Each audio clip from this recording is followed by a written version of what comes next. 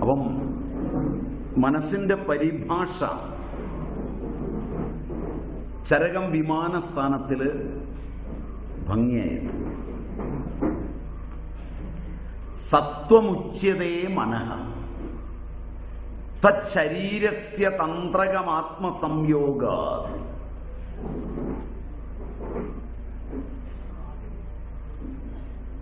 എന്ന് ചരകം വിമാനസ്ഥാനം. ശ്ലോകസംഖ്യ ശരിയായി കൊള്ളണമെന്നില്ല, കാരണം പല പ്രസാധകരും പുസ്തകം പ്രസാധനം ചെയ്യുമ്പോൾ സംഖ്യയ്ക്ക് മാറ്റം വരും. എങ്കിലും 8:119 വിമാനസ്ഥാനം 8:119. സത്വമുച്യതേ മനഃ തച്ഛരീരസ്യ തന്ത്രകമാത്മസംയോഗാത്. സത്വത്തെയാണ് മനസ്സെന്ന് വിളിക്കുന്നത്. മനസ്സിൻ്റെ ഒരു പര്യായമാണ് സത്വം.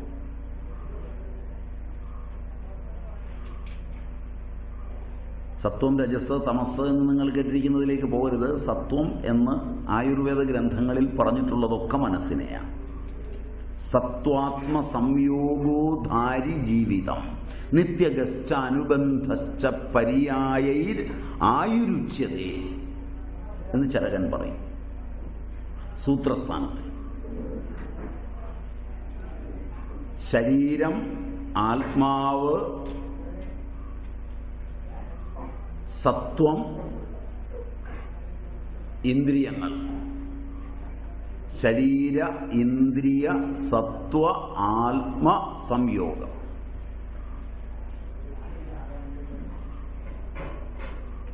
അതിനാണ് ആയുസ് എന്ന് പറയുന്നത്. അതാണ് ചികിത്സാധികൃത പുരുഷൻ.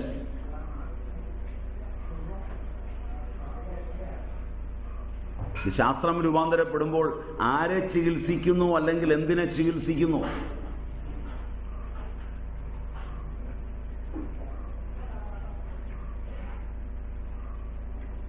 മനസ്സും ശരീരവും ഇന്ദ്രിയങ്ങളും ആത്മാവും സംയോജിച്ചു നിൽക്കുന്ന ഒന്നിനെ.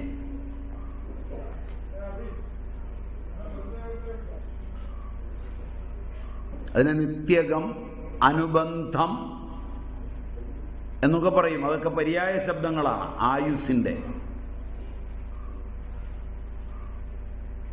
ആയുസ് എന്ന് പറയുന്നത് ഈ സംയോഗത്തെ തന്നെയാണ്. ഈ സംയോഗം ധരിക്കുന്ന ജീവനാണ് ചികിത്സാധികൃത പുരുഷൻ.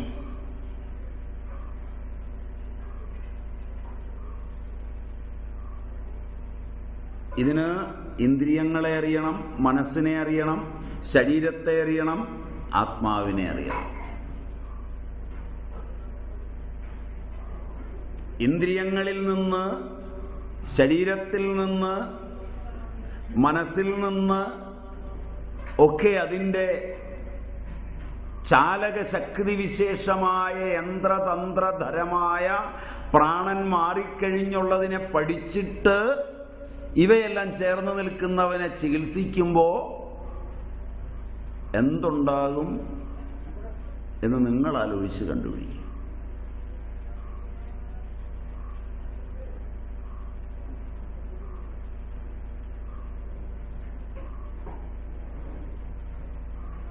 ഇതാണിത് തമ്മിലുള്ള വ്യത്യാസം. അവിടെയൊക്കെയാണ്. അപ്പൊ സത്വം എന്നവിടെ പറഞ്ഞതിനെ തന്നെയാണ് ഇവിടെ മനസ്സെന്ന് പറയുന്നത്. അത് ആത്മസംയോഗം കൊണ്ട് ശരീരതന്ത്രകമാകുന്നു. എന്തെല്ലാം ശരീരപ്രവർത്തനങ്ങളായുണ്ടോ അതെല്ലാം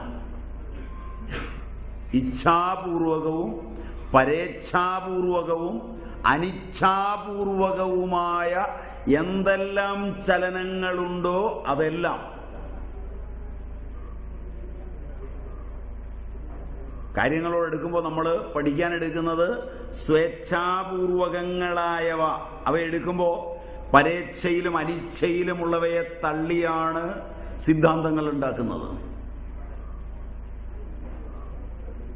പരേച്ഛാപൂർവകങ്ങളായവ സ്വേച്ഛയെയും അനിച്ഛയെയും തള്ളിയിട്ടാണ് പരേച്ഛയ്ക്ക് പ്രാധാന്യം കൊടുത്ത് സിദ്ധാന്തങ്ങൾ ഉണ്ടാക്കുന്നത്.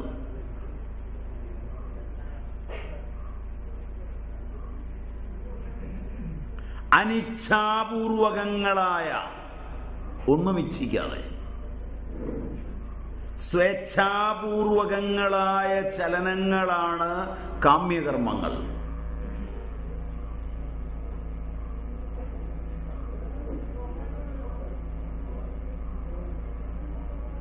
ആഹാരം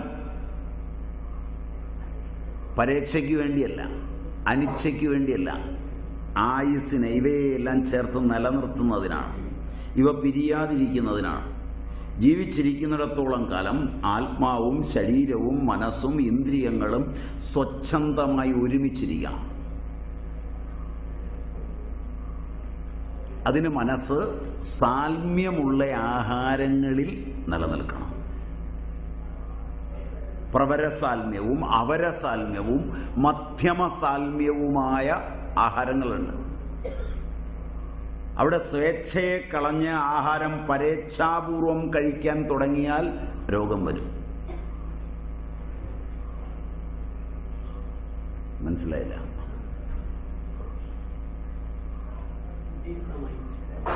എൻ്റെ ശരീരവും മനസ്സും ശുദ്ധവൃത്തികളിൽ കേന്ദ്രീകരിച്ച് അശുദ്ധങ്ങളായവയൊക്കെ തള്ളി ജീവിക്കുന്ന ഒരു അന്തരീക്ഷത്തിൽ ജീവിക്കുകയാണ്.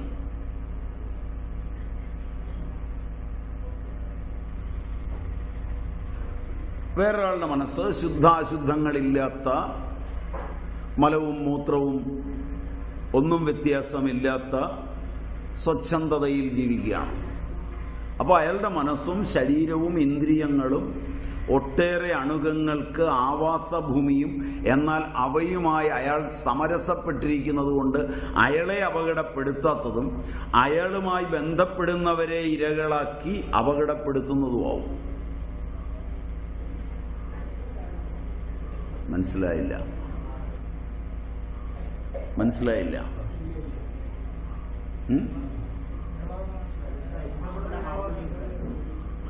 എന്ന് പറഞ്ഞാൽ ഒരുത്തൻ കക്കൂസിലിറങ്ങും, അത് വാരും.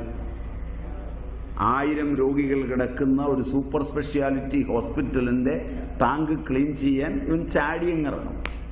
മനസ്സിലായില്ല? ചോദിക്കുന്ന പൈസയും കിട്ടും. അതൊക്കെ ഒരു ടാങ്കിൽ കയറ്റി കൊണ്ടുപോകും, തട്ടും. അത് കയറ്റിക്കൊണ്ടിരിക്കുമ്പോൾ ഒരു ചായ കുടിക്കണമെന്ന് തോന്നിയാൽ ഒരു ചായ ആ കൈ കൊണ്ട് പിടിച്ചു കുടിക്കും. മനസ്സിലായില്ല? അതിൽ അറപ്പുള്ളയാളാണ് നിങ്ങൾ. അതുകൊണ്ടാണ് നിങ്ങൾ ഇറങ്ങി വരാത്തത്, നിങ്ങളുടേത് ഉൾപ്പെടെ ഉണ്ടെങ്കിലും. മനസ്സിലായില്ല? അതുകൊണ്ടാണ് അവനെ വിളിച്ച് കനത്ത ശമ്പളം കൊടുത്ത് വാരിച്ചത്. നിങ്ങൾക്കത് അറപ്പുണ്ട്, നിങ്ങൾക്കതിൽ വെറുപ്പുണ്ട്. അത് അറച്ചും വെറുത്തും വളർന്നതാണ് നിങ്ങൾ. അതിൽ ഉണ്ടാകാവുന്ന അണുകങ്ങൾ സൂക്ഷ്മോപജീവികളും നിങ്ങളുമായി സമരസപ്പെട്ടിട്ടില്ല, മാനസികമായും ശാരീരികമായും. അവൻ്റെ കൂടെ കട്ടിലിൽ നിങ്ങൾ കിടക്കുന്ന സോഷ്യലിസത്തിലേക്ക് വരുമ്പോൾ, അവനെ ചുംബിക്കുന്ന സോഷ്യലിസത്തിലേക്ക് വരുമ്പോൾ,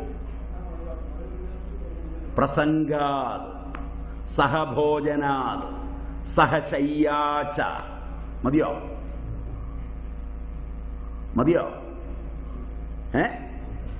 അത്യന്തം സംഘം. കെട്ടിപ്പിടിക്കുക, ചുംബിക്കുക, രതിക്രിയകളിൽ ഏർപ്പെടുക, അതൊക്കെ അത്യന്ത സംഘങ്ങളാണ്. ഈ പ്രസംഗമല്ല. പ്രസംഗം, പ്രകർഷേണയുള്ള സംഘം. പ്രസംഗാത് സഹഭോജനാത്, ഒന്നിച്ചിരുന്ന് കഴിക്കുക.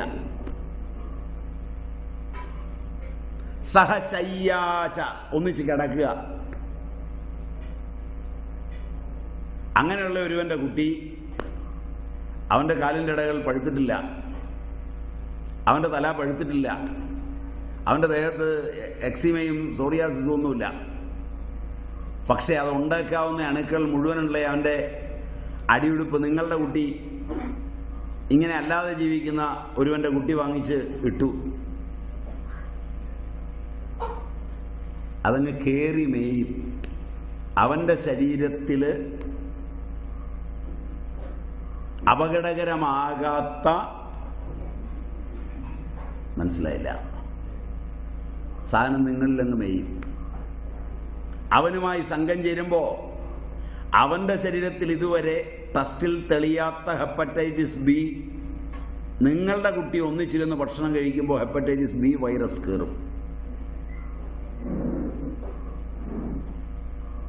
അതാണാണ് അല്ലെങ്കിൽ പെണ്ണാണ്, അവരുടെ ശരീരത്തിൽ HPV ഹ്യൂമൻ പാപ്പിലോമ വൈറസ് അണുബാധ അപകടകരമല്ലാതെ നിൽക്കുമ്പോൾ, ഒരു ടെസ്റ്റിലും തെളിയാതെ നിൽക്കുമ്പോൾ നിങ്ങൾ അങ്ങോട്ട് ചേർന്നാൽ പിറ്റേ ദിവസം രാവിലെ HPV ഉണ്ടാവും. അവനിലില്ലാത്ത HCV നിങ്ങളിലേക്ക് രൂപാന്തരപ്പെടും. അവനില്ലാത്ത എയ്ഡ്സ് നിങ്ങൾക്കുണ്ടാവും. പക്ഷെ അവൻ്റെ കയ്യിലുണ്ട് ഈ സാധനം.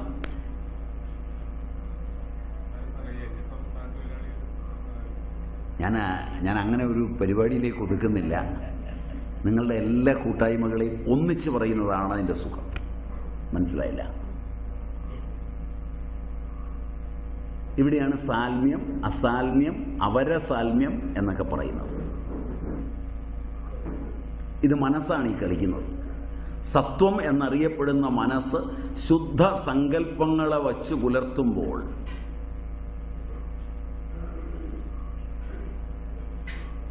ഒരാൾ പോലും രോഗിയാകാതിരുന്നൊരു വർണ്ണ വ്യവസ്ഥയെ സാമൂഹികമായി ഉച്ചാടനം ചെയ്ത് മതങ്ങളും ജാതികളും വർഗങ്ങളും വർണ്ണങ്ങളും രാഷ്ട്രീയവുമെല്ലാം ആധുനികതയിലേക്ക് പുരോഗമിച്ചപ്പോൾ ജാതി മതഭേദമന്യേ ഇന്ത്യക്കാർ രോഗികളായി മാറി.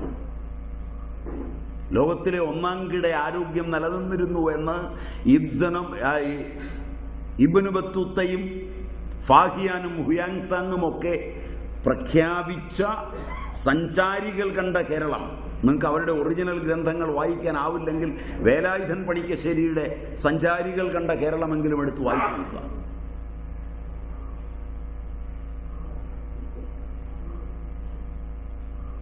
അതിനകത്ത് നിങ്ങൾക്ക് കിട്ടും ഉത്തരം.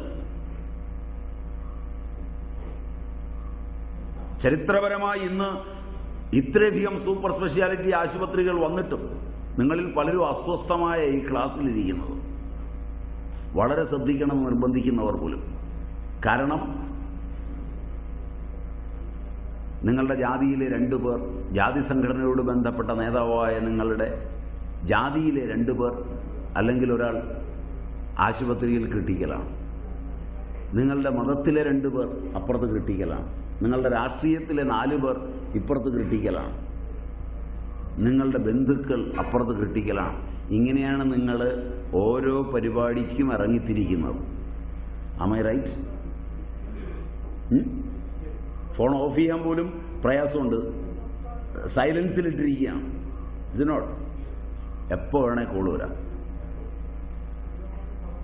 ഇത്രയായിരം സൂപ്പർ സ്പെഷ്യാലിറ്റി ഉണ്ടായി കഴിഞ്ഞിട്ടും ആരോഗ്യമെന്നത് മരുമരീചിക പോലെ മിഥ്യയായി തീരുമ്പോൾ മനസ്സെന്ന വിഭൂതിയെക്കുറിച്ച് എത്ര നേരത്തെ പഠിക്കണമായിരുന്നു എന്നാലോചിക്കാനാണ് ഇത് പറയുന്നത്. നോക്കണ്ട, വന്നില്ല, കോഡ് വന്നില്ല. ഞാൻ പറഞ്ഞപ്പോഴാണ് ഓർമ്മ വന്നത്.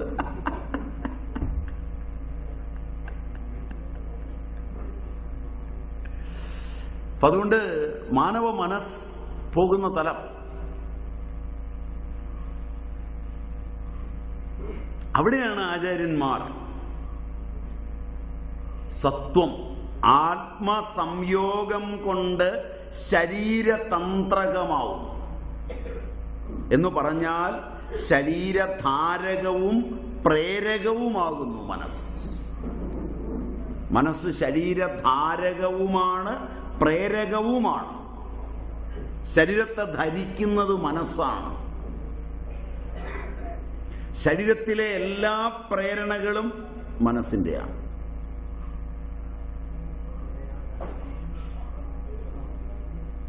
വിചിത്രമായത് മനസ്സിൻ്റെ ഈ പ്രേരകഭാവവും ധാരകഭാവവും ജ്ഞേയമാകുന്നതിൽ വിദ്യാഭ്യാസം ഇന്ന് പങ്കുവഹിക്കുന്നില്ല.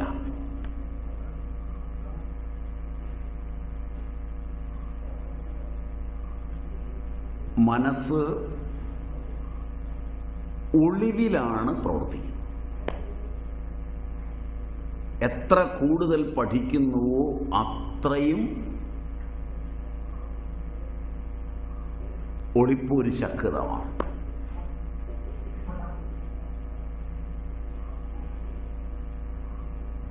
അതാണ് ആദ്യം മാറ്റേണ്ടത്.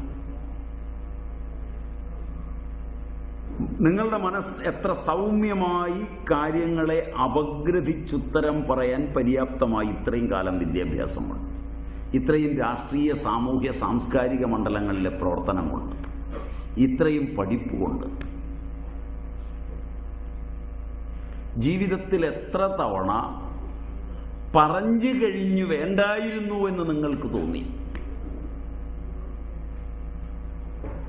അവയുടെ ആകത്തുക മാത്രമല്ലേ ദുഃഖം? അതിൽ ഈശ്വരൻ എന്താണ് പങ്ക്?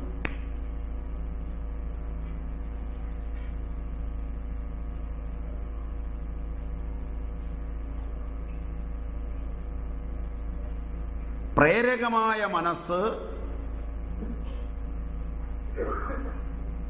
പ്രേരിപ്പിക്കുകയും ചെയ്യുകയും കഴിഞ്ഞ് പ്രേരിപ്പിച്ച മനസ്സ് മാറി നിന്ന് അത് വേണ്ടായിരുന്നു എന്ന് പിന്നീട് തോന്നിപ്പിക്കുകയും ഒരേ മനസ്സ് പ്രേരകനായും ഭോക്താവായും മാറിക്കളിച്ചു വിലയിരുത്തുമ്പോൾ നിത്യനിരന്തരമായി പാപപുണ്യങ്ങളുടെ ലോകങ്ങളിലൂടെ സമ്പാദിച്ച ഈ മനസ്സ്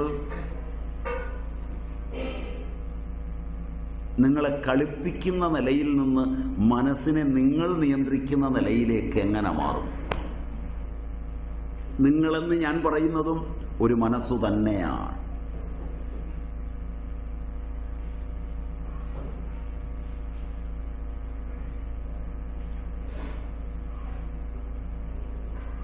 അച്ഛനോടൊരു വാക്ക് പറഞ്ഞു.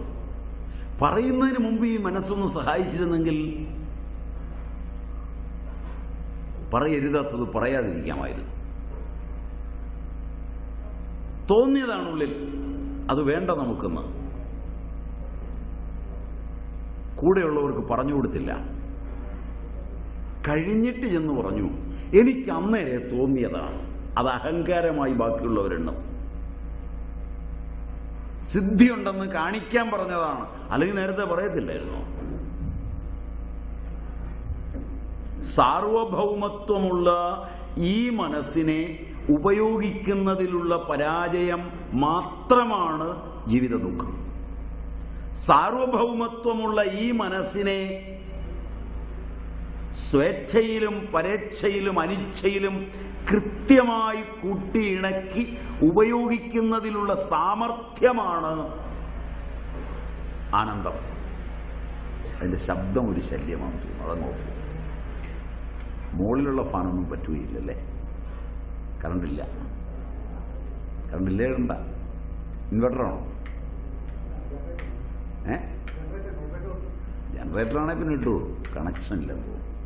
മൊത്തം കൊടുത്തിട്ടില്ല എന്ന് തോന്നുന്നു അല്ലേ? കൊടുത്തിട്ടുണ്ടോ?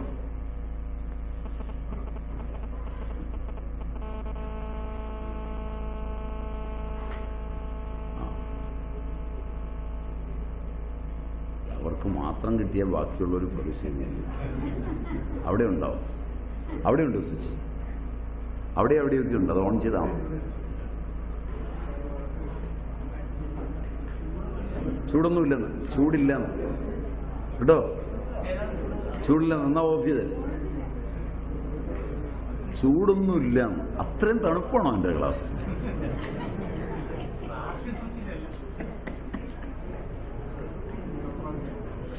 അപ്പോ പ്രേരകനും ധാരകനുമായ മനസ്സ്. ചരകം എത്ര നൂറ്റാണ്ടുകൾക്ക് മുമ്പാണ് ഇത് എഴുതിയത്. അതാണ് അത്ഭുതപ്പെടുത്തുന്നത്. മനസ്സ് എന്തെല്ലാം കാര്യങ്ങളിൽ ഏർപ്പെടുന്നു. ഏർപ്പെട്ട് കഴിഞ്ഞാണ് മനസ്സ് വേറൊരു രൂപം കൈക്കൊണ്ട് വേണ്ടായിരുന്നു. Am I right? അത് അങ്ങനെയല്ല, ഇങ്ങനെയാകാമായിരുന്നു.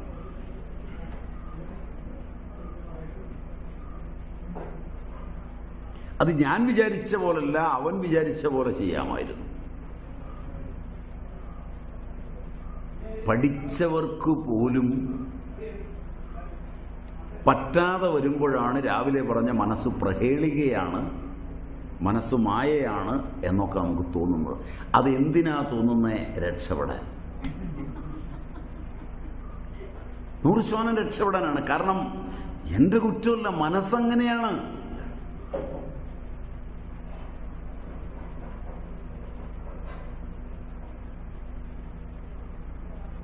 മനസ്സ് ഏകമാണ്, സർവാതിരിക്തമായി എന്നെടുക്കുമ്പോഴാണ്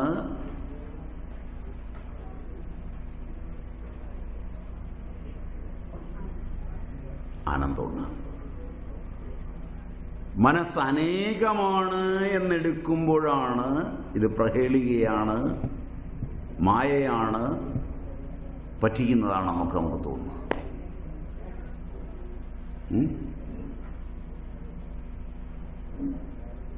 മനസ്സ് ഏകമാണെന്നൊരു മാനസികാവസ്ഥയിലേക്ക് ഉയർന്നു കഴിഞ്ഞാൽ കുട്ടിയെ നിങ്ങൾക്ക് തല്ലി നന്നാക്കണ്ട.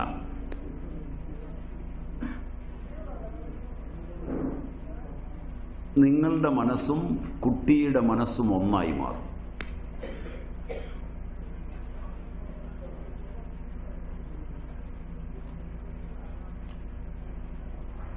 പരിശീലനം വന്ന ഒരു സേവകൻ, നിങ്ങളുടെ വീട്ടിലെ ഒരു തൊഴിലാളി, നിങ്ങളുടെ ഫാക്ടറിയിലെ ഒരു തൊഴിലാളി, നിങ്ങളുടെ കടയിലെ ഒരു തൊഴിലാളി, ഇവരെല്ലാവരും എടുത്താലും അറിയാം.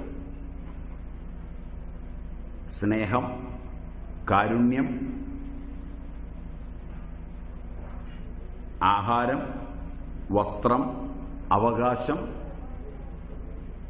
ഇങ്ങനെ പലതും അവൻ്റെ മനസ്സിനിണങ്ങുന്നതല്ല.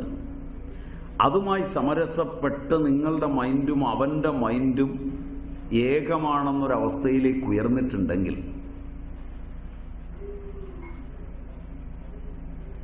പലപ്പോഴും നിങ്ങളുടെ ആവശ്യമില്ല. നിങ്ങൾ വിചാരിക്കുന്നതിനേക്കാൾ ഭംഗിയായി നടക്കും. Am I right?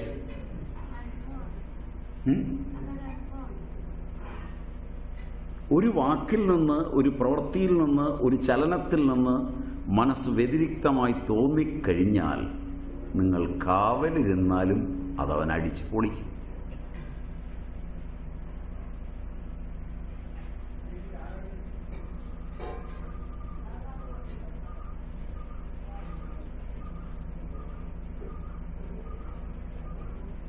മനസ്സ് വാക്കുകളായും പ്രവൃത്തികളായും സംഗീതമായും സാഹിത്യമായും രൂപാന്തരപ്പെടുമ്പോൾ ഏക മനസ്സിലേക്ക് ആനയിച്ചു പോകുന്നിടത്താണ് സാമൂഹിക മനസ്സിൻ്റെ ഉദ്ധാരണമുണ്ടാകുന്നതെന്ന് കാളിദാസാദ്യന്മാർ. ഈ രംഗത്തെ ഏറ്റവും വലിയ സംഭാവന ഒരു പക്ഷേ അഭിനവഗുപ്തൻ്റെതുമാണ്. പ്രത്യഭിജ്ഞയുടെ തന്ത്രങ്ങളെല്ലാം ആവിഷ്കരിച്ചിട്ടുള്ള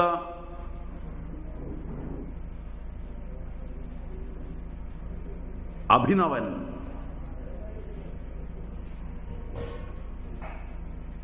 മനോവിഭൂതികളുടെ എല്ലാ അംശങ്ങളും താത്വികമായി കൊണ്ടുപോയിട്ടുണ്ട്. ഭർതൃഹരിയും ഭേളനും ഹാരീതനും നിമിയും ചരകനും സുശ്രുതനുമെല്ലാം ആ വഴിയിൽ ഇന്ത്യയിൽ ചിന്തിച്ചിട്ടുണ്ട്. അവരെയൊക്കെ ഉദ്ധരിക്കുന്ന ഞങ്ങൾ ആധുനികരിൽ ഒരാൾ പോലും ഈ വഴി ചിന്തിച്ചിട്ടല്ല നിങ്ങളെ നയിക്കുന്നത് എന്നുള്ളതാണ് ഇന്നത്തെ അവസ്ഥയുടെ മുഖ്യ കാരണം.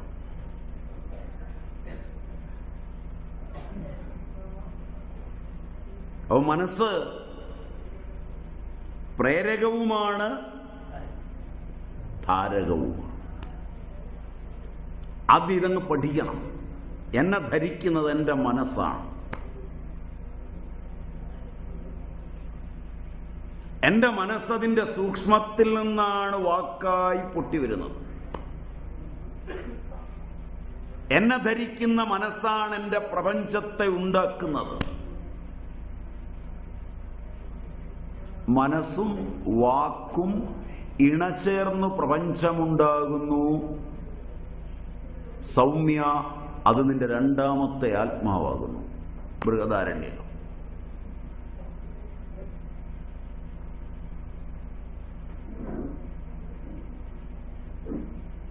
എവിടെ നിന്നെങ്കിലും വാക്ക് കേട്ടാൽ മതി.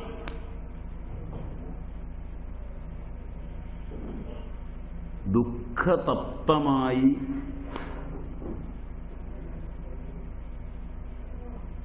ദുരന്ത വാർത്തയ്ക്ക് കാതോർത്തിരിക്കുമ്പോൾ ഒരു വെളുത്ത ശലഭം പറന്നു വന്നിരുന്നാൽ മതി.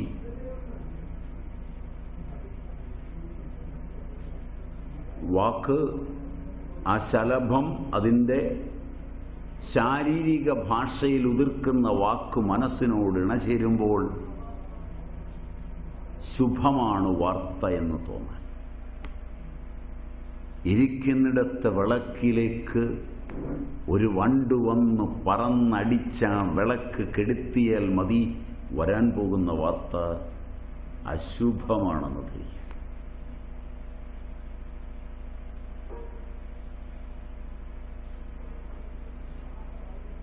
മനസ്സിലാവുന്നുണ്ടോ എന്നറിയില്ല.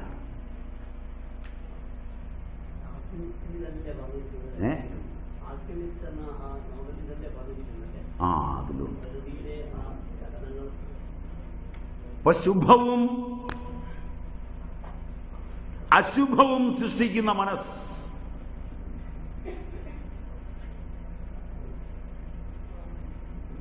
അതാണ് നിങ്ങളിരിക്കുന്ന ലോകമുണ്ടാക്കി നിങ്ങളെ അതിലിരുത്തുന്നത്. ഏതുതരം ലോകത്തെ സൃഷ്ടിച്ച് ഏത് ലോകത്തിന്റെ അധിപതിയായിരിക്കണം എന്ന് തീരുമാനിക്കുന്നത് പുണ്യപാപങ്ങൾ നിറഞ്ഞ മനസ്സിന്റെ മാത്രം വിഭൂതിയാണ്.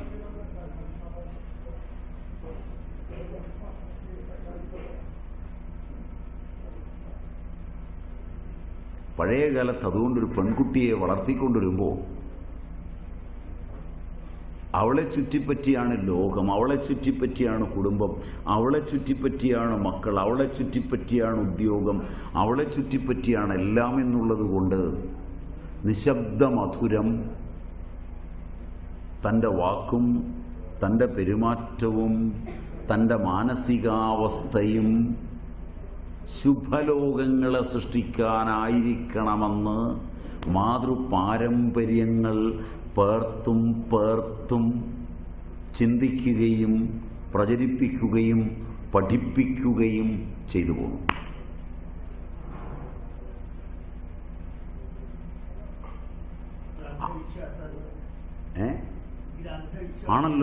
ആണല്ലോ പക്ഷെ അതിൻ്റെ സുഖമൊന്നും വല്ലാത്തതാണ്. ഇത് അന്ധവിശ്വാസമാണ്. ശാസ്ത്രീയമായി മോളെ നീ ഇതൊന്നും വകരുത്, നീ ഒന്നും വിട്ടുകൊടുക്കരുത്, നീ എന്തെങ്കിലും കണ്ടാൽ തിരിച്ചടിക്കണം, പറ്റില്ലെങ്കിൽ തിരിച്ചു പോരണം, അവനെ കൊണ്ട് പോരാൻ പറ്റില്ലെങ്കിൽ അവനെ വലിച്ചെറിഞ്ഞിട്ട് പോരണം.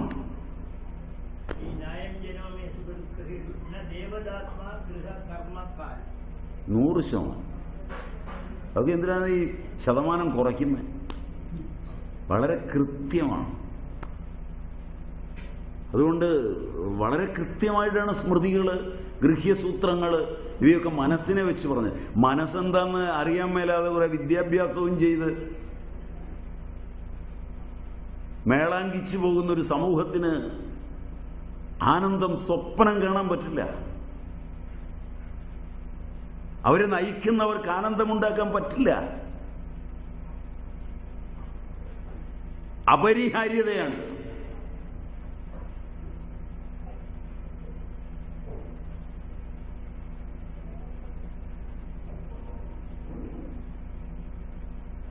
അടുത്തൊരു വാക്ക് പറഞ്ഞാൽ ചില ആളുകളുടെ അടുത്തിരിക്കാൻ എന്താ ആനന്ദം തോന്നുന്നത്? ഇവിടെ ശബ്ദത്തിൽ പോലും ഒരു ലോകം ഉണ്ടാവും.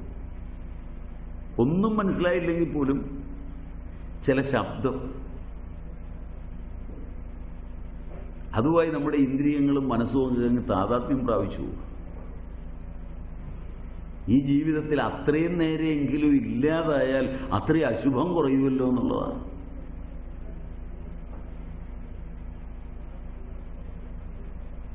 ഇതാ മനസ്സ്.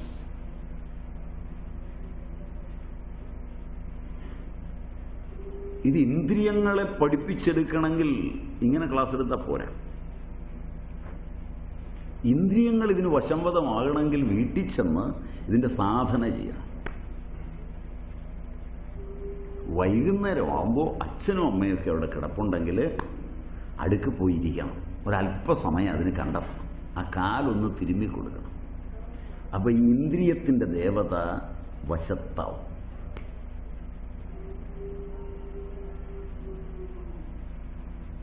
വെള്ളം കോരാൻ അമ്മ ഒരുങ്ങുമ്പോൾ ഓടിച്ചെന്ന പാള വാങ്ങിച്ച് വെള്ളം കോരി കൊടുക്കുമ്പോൾ അമ്മയിലെ മനസ്സ് ഒന്ന് ഏകീഭവിക്കുമ്പോൾ നിങ്ങളുടെ മനസ്സതായിത്തീരും.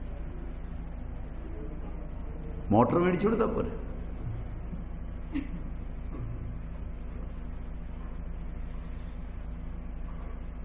രാവിലെ തൂത്തുവരികയും അടുപ്പിലിട്ടിരിക്കുന്ന ഇഡ്ഡലി നോക്കുകയും ഒരുമിച്ച് ചെയ്തുകൊണ്ടിരിക്കുന്ന അമ്മ വിഷമിക്കുമ്പോൾ 5 മിനിറ്റ് കൊണ്ട് അതങ്ങ് തൂത്തുവാരി കൊടുത്ത് നേരെ അകത്തിയെന്നതിനുള്ള ചമ്മന്തി അരയ്ക്കാൻ തുടങ്ങുമ്പോൾ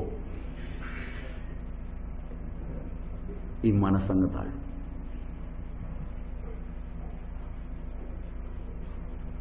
കൂട്ടത്തിൽ ഇതൊക്കെ പഠിച്ചു വെക്കുകയും ചെയ്യും. പഠിക്കാൻ വേണ്ടി ചെയ്തതല്ല, മനസ്സ് നന്നാകാൻ ചെയ്തതാണ്. അതുകൊണ്ട് അതിനകത്ത് വലിയ അഭിമാനം ഉണ്ടാവില്ല. ഇതിന് പകരം അമ്മ എവിടെ ഇഡ്ഡലി ഉണ്ടാക്കുന്നു, ദോശ ഉണ്ടാക്കുന്നു, ചട്നി ഉണ്ടാക്കുന്നു, അതൊക്കെ കൊള്ളുകയില്ലെന്ന് പറയാനുള്ള വിഭൂതി ഉണ്ടാക്കുന്നു. എന്നിട്ട് രാവിലെ എഴുന്നേറ്റ് നിന്ന് ആരോ പഠിപ്പിച്ചു എന്ന് പറഞ്ഞ് മന്ത്രദീക്ഷയാണെന്ന് പറഞ്ഞിരുന്ന് ജപിക്കുന്നു, തലയും കുത്തി നിൽക്കുന്നു. ഒരു കുന്തവും ഉണ്ടാവില്ല മനസ്സിൽ.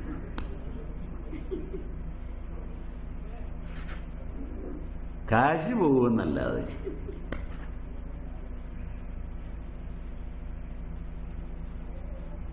കാരണം ആരോ വന്നപ്പോൾ എന്നോട് പറഞ്ഞു, 6 സ്വാമിമാരുടെ കയ്യിൽ നിന്ന് മന്ത്രദീക്ഷയുണ്ട്, സ്വാമിയും കൂടെ ഒരെണ്ണം തരണം. എൻ്റെ മന്ത്രദീക്ഷ ഇപ്പം കിട്ടിയില്ലേ?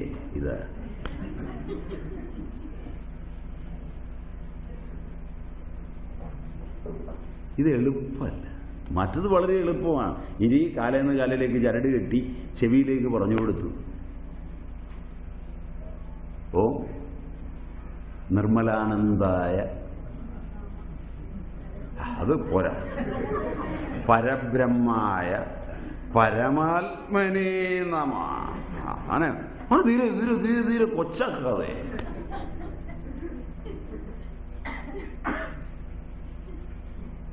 കുറെ കാലം ഇതും കൊണ്ട് ജപിക്കും. അപ്പൊ പിന്നെയാണ് വേറൊരു പരബ്രഹ്മത്തെ കാണുക. അന്നേരം ഇതൊന്ന് മാറ്റി മേടിക്കും. ഇതൊന്നുമല്ല ശാസ്ത്രം. വൈദികി ഇതൊക്കെ അച്ചട്ടായിട്ട് പറഞ്ഞിട്ടുണ്ട്.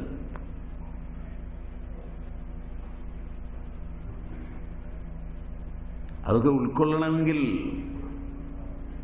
നല്ല കുടുംബത്തിൽ പിറകണം. മനസ്സിലായോന്നറിയില്ല. അതതിൻ്റെ വഴി.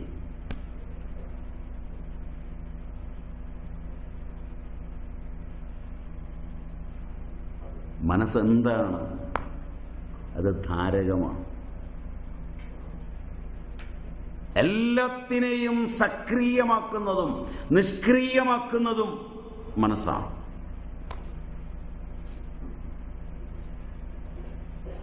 അതുകൊണ്ടാണ് ഇത് പറഞ്ഞത്. അപ്പുറം അതിന്ദ്രിയ പുനർമന സപ്ത സംജ്ഞകം ചേതഃ ഇത്യാഹുരേഖേ തദർത്ഥാത്മസമ്പദായത്ത ചേഷ്ടം ചേഷ്ടാപ്രത്യയഭൂതമിന്ദ്രിയാണാം. എന്താണ് മനസ്സ്? അതിന്ദ്രിയ പുനർമനഃ. തെറ്റിച്ചെഴുതരുത്, എഴുതിയെടുക്കുകയാണെങ്കിൽ അതിന്ദ്രിയ പുനർമനഃ സത്വസംജ്ഞകം സത്വസജ്ഞകം ചേതഃ ഇത്യഭിധീയ ഇത്യാഹു ചേതഃ ഇത്യാഹു ഏകേ ഇത്യാഹുരേകേ തദർത്ഥാത്മസമ്പദായത്ത തദ് അർത്ഥാത്മസമ്പദായത്ത ചേഷ്ടം ചേഷ്ടാപ്രത്യയ ഭൂതമിന്ദ്രിയാണാം അതീന്ദ്രിയ പുനർമനഃ. മനസ്സ് അതീന്ദ്രിയമാണ്.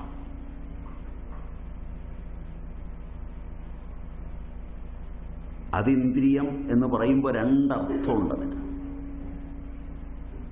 ചക്ഷു ആദി ബാഹ്യജ്ഞാനത്തിന് കാരണമായ ഇന്ദ്രിയങ്ങൾക്ക് മുകളിലാണ് മനസ്സ് എന്നൊരർത്ഥം. അതീന്ദ്രിയം. അതിക്രാന്തമിന്ദ്രിയം അതീന്ദ്രിയം എന്നാണ് അതിൻ്റെ വ്യുൽപ്പത്തി. അതീന്ദ്രിയം അതിക്രാന്തമിന്ദ്രിയം അതീന്ദ്രിയം. ഇന്ദ്രിയങ്ങൾക്ക് മുകളിലാണ് മനസ്സ്. ചക്ഷുസ് ആദി ഇന്ദ്രിയങ്ങളെക്കാൾ സൂക്ഷ്മജ്ഞാനം കൊണ്ട് ദൂരബോധമുഖമാകയാൽ മനസ്സിനെ ചേഷ്ടാ മനോഅർത്ഥ വിചാര്യാദികൾ ആത്മശ്രേഷ്ഠതയോടുകൂടിയത്, ആത്മശ്രേഷ്ഠതയിൽ നിർഭരം, ഈ രണ്ടും മനസ്സിനധീനം. ഒന്ന് ഇന്ദ്രിയങ്ങൾക്ക് മുകളിലാണ്. ഇന്ദ്രിയങ്ങളെ ഉപയോഗിച്ചും ഇന്ദ്രിയ ശക്തികളെ ഉപയോഗിച്ചും വിഷയങ്ങളോടുകൂടിയും വിഷയങ്ങളില്ലാതെയും അനുഭവിക്കാൻ കഴിയുന്നതാണ് മനസ്സ്. ആ ഒരൊറ്റ അപകടമാണ് സുഖത്തിനും ദുഃഖത്തിനും കാരണം.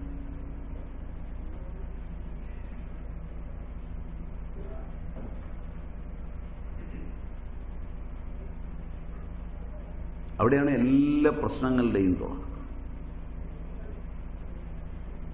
എല്ലാത്തിൻ്റെയും ബുദ്ധി എന്ന് പറയുന്നത് മനസ്സിൻ്റെ ഒരു ഫാക്കൽറ്റി തന്നെയാണ്, മനസ്സ് തന്നെയാണ്. ബുദ്ധ്യതേ എന്ന് നമ്മൾ നേരത്തെ കണ്ടു. അതുകൊണ്ട്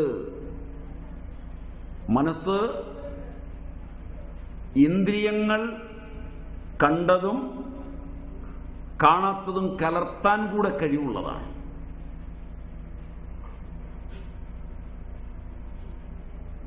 ഒരാൾ ഗുരുവായൂർ അമ്പലത്തിൽ വെച്ച്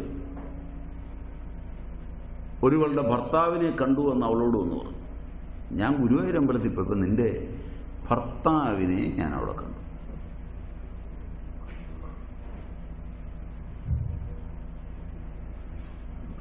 കൂടെ ഒരു പെൺകൊച്ചുണ്ട്.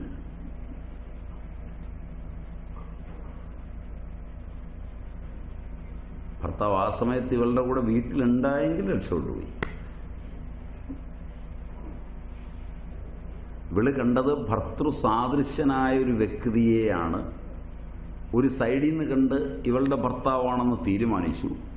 എന്നെ അയാൾ കാണണ്ട എന്ന് വിചാരിച്ച രൂപസാദൃശ്യമുള്ള സൈഡിലൂടെ തന്നെ കാണാതെ നടന്നു.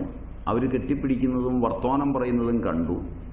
അതിൽ നിന്ന് നിഗമനങ്ങളൊക്കെ എത്തി ഇയാൾക്ക് പുതിയൊരു സ്നേഹമുണ്ടെന്നും ഇവിടെ വന്ന് പറഞ്ഞു കൊടുത്തു. ഇവിടെ ആ കണ്ടെത്തിയ മനസ്സ് ഇന്ദ്രിയങ്ങൾക്കതീതമാണ്. അതിവിടെ വന്ന് പറഞ്ഞു കൊടുക്കുന്ന സമയത്ത് ഉണ്ടാകുന്ന ചേഷ്ട, അർത്ഥങ്ങൾ, ഇവയൊക്കെ ഇന്ദ്രിയങ്ങൾക്ക് അതീതമാണ് അല്ലെങ്കിൽ അതിക്രാന്തമാണ് മനസ്സ് എന്നുള്ളതിന് പകരം അചിന്ത്യ വിചാര്യാദികൾ ഉണ്ടാകുന്നതെല്ലാം മനസ്സിൻ്റെ വിഭൂതിയാണ്. ഇത് വെച്ചിട്ടാണ് എന്നോട് സ്നേഹം കുറച്ച് നാളായിട്ട് കുറഞ്ഞു വരുന്നുണ്ടടി, ഞാനതിങ്ങനെ നോക്കിക്കൊണ്ടിരിക്കുകയായിരുന്നടി. അവസാനം ഇയാൾ കൃത്യമായി ഓഫീസിലുണ്ടായിരുന്നുവെന്നും കൂടെ ഇന്ന ഓഫീസർ ഉണ്ടായിരുന്നുവെന്നും അയാളുടെ കൂടെ ആയിരുന്നുവെന്നും വരെ തെളിവ് സഹിതം കൊണ്ടുവന്ന് ഇവിടെ കൊടുത്താൽ പോലും മനസ്സ് കണ്ടെത്തിയതല്ലാതെ ആ കണ്ടെത്തിയ സാധനം വിശ്വസിക്കില്ല. മനസ്സ് കണ്ടെത്തുന്നതോ ദുഃഖമുണ്ടാവാൻ. മറ്റത് ഇനി ഇയാൾ പോയാലും മറ്റതിൽ വിശ്വസിച്ചാൽ മനസ്സമാനമായി. ഇങ്ങനെയാണ് മാധ്യമങ്ങളുടെ മനസ്സുകൾ നിങ്ങളെ നാറ്റിക്കുന്നത്. വല്ലവനും പോയ വഴിയൊക്കെ നിങ്ങളുടെ മനസ്സ് പോകുന്നത് ഇങ്ങനെയാണ്.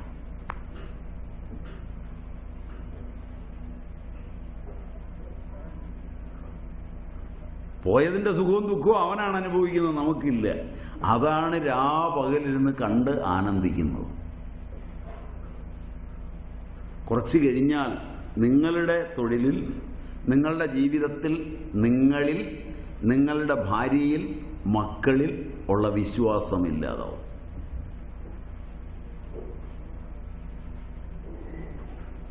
അതൊരു ലിംഗമായി കടന്നുകൂടി മനസ്സ് ആ ലിംഗങ്ങൾ ഉപയോഗിച്ച് മനസ്സിൻ്റെ വിഭൂതികളാൽ സർവവിശ്വാസരാഹിത്യമുണ്ട്.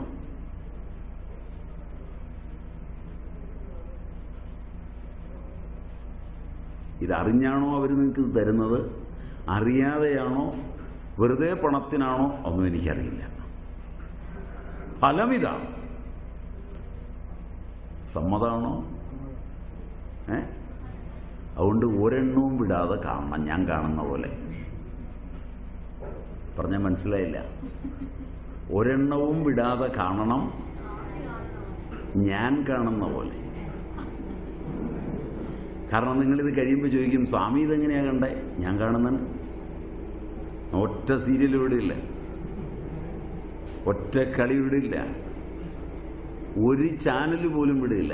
എൻ്റെ കമ്പ്യൂട്ടർ, എൻ്റെ ആസ്ഥാനത്തിരിക്കുന്ന ടി വിയുടെ പ്രത്യേകത അത് ഒരേ സമയം എല്ലാ ചാനലും ഓൺ ചെയ്യാവുന്നതാണ്.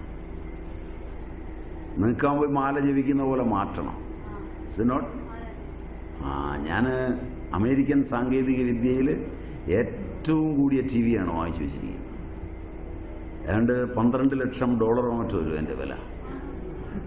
അതാണ് എൻ്റെ മുറിയിലിരിക്കുന്നത്. അതിനകത്ത് എൻ്റെ മൈൻഡും ആ സാധനവും മൾട്ടിപ്പിളായിത്തീർന്ന് കാണുമെന്നുള്ളതാണ്. അതിനകത്ത് എൻ്റെ മൈൻഡും കൂടെ മൾട്ടിപ്പിളാക്കുന്ന ഉപകരണം വെച്ചിട്ടുണ്ട്.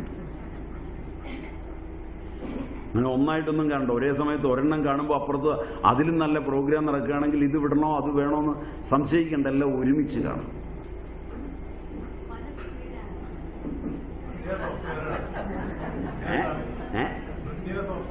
പ്രത്യേക സോഫ്റ്റ്വെയറാണ് അത്. അമേരിക്കൻ എഡിഷനാണ്. നുണയൊന്നും പറഞ്ഞല്ല. ഇത് അയാളോട് ചോദിച്ചാൽ ഉണ്ടാക്കാനൊന്നും എളുപ്പമാവില്ല. കുറച്ചുകൂടെ പഠിച്ചാലേ പറ്റുള്ളൂ. നെറ്റ്വർക്കേ ചെയ്തു തരാൻ പറ്റുള്ളൂ, സ്ക്രീൻ ഉണ്ടാക്കി തരാൻ പറ്റില്ല. മാനോട് വെറുതെ തോണ്ടിയിട്ട് ചോദിക്കുന്നത് നമുക്ക് വീട്ടിലൊരെണ്ണം എങ്ങനെയാണ്. അപ്പം നെറ്റ്വർക്കേ ആയുള്ളൂ. ഇതിൻ്റെ സോഫ്റ്റ്വെയർ വേറെയാണ്. ഇനി സോഫ്റ്റ്വെയർ ഒരുമാതിരി നിങ്ങൾ രൂപപ്പെടുത്തിയെടുത്താലും ഇതിൻ്റെ ഹാർഡ്വെയർ കിട്ടാൻ വലിയ പാടാണ്.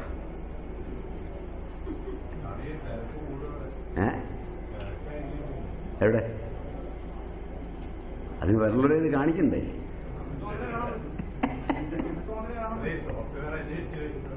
എടോ, ഇത് ഞാനുമായിട്ട് ഇതിന് ഒരു കണക്ഷൻ കൊടുത്തിരിക്കുന്നതുകൊണ്ട് ഇപ്പോഴും സീരിയലും ചാനലും നടന്നുകൊണ്ടിരിക്കുക. അതൊക്കെ ഞാൻ കാണുകയും ചെയ്യും. ഇത് ഫാക്കൽറ്റി വേറെയാണ്.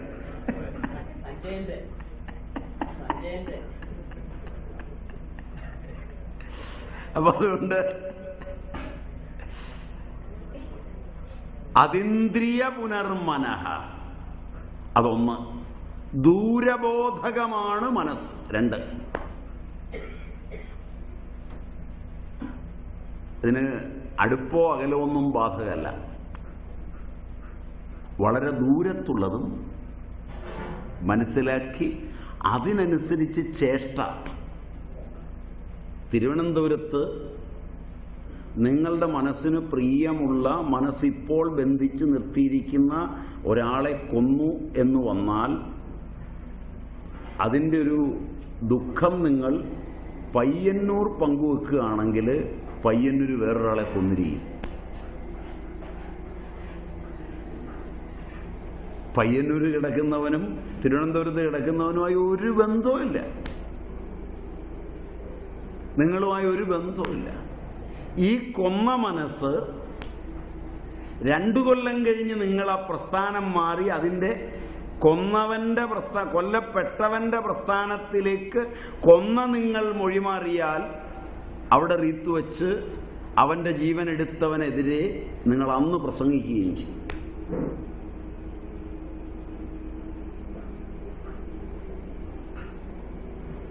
മനസ്സിലായില്ല? എന്നിട്ടാണ് നിങ്ങൾ നിങ്ങളുടെ കേമത്വമൊക്കെ എങ്ങനെ അഭിമാനിക്കുന്നത്.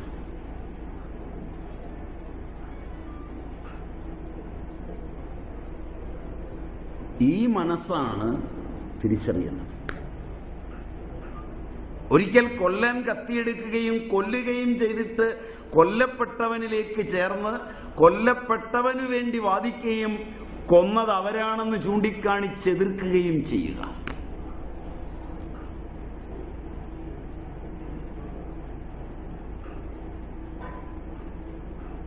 കൊല്ലുന്നവനായും കൊല്ലപ്പെടുന്നവനായും മാറി മാറി കേളിയാടുന്ന മനസ്സ്, പ്രയോജനങ്ങൾക്ക് പിൻപേ ഹിംസകനായും അഹിംസകനായും ആടിക്കളിക്കുന്ന മനസ്സ്. ഈ മനസ്സ് ചഞ്ചലമായി ആടുമ്പോൾ നിങ്ങൾ തലയും കുത്തി നിന്നാൽ എന്തുണ്ടാവുമെന്നാണ് പറയുന്നത്. ഇതാടിക്കളിക്കുമ്പോൾ 3 വട്ടം മൂക്ക് ചീറ്റിയാൽ എന്ത് സംഭവിക്കുമെന്നാണ് നിങ്ങൾ പറയുന്നത്.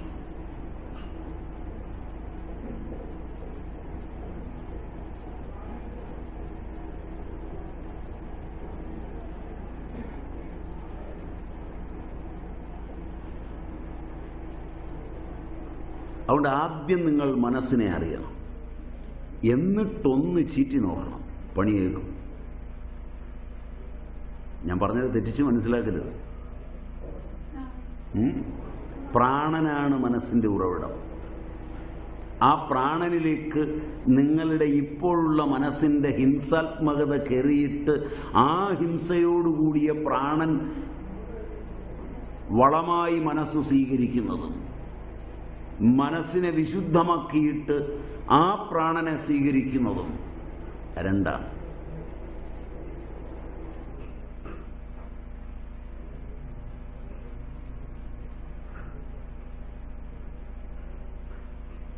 ഇവിടെ ഏതാദ്യം വേണമെന്നുള്ളത് പോലും ശങ്കയുണ്ടാക്കും.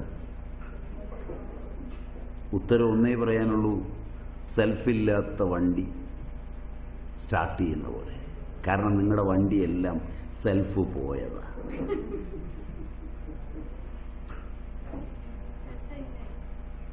സെൽഫില്ലാത്ത വണ്ടി ഓടുകല്ലേ,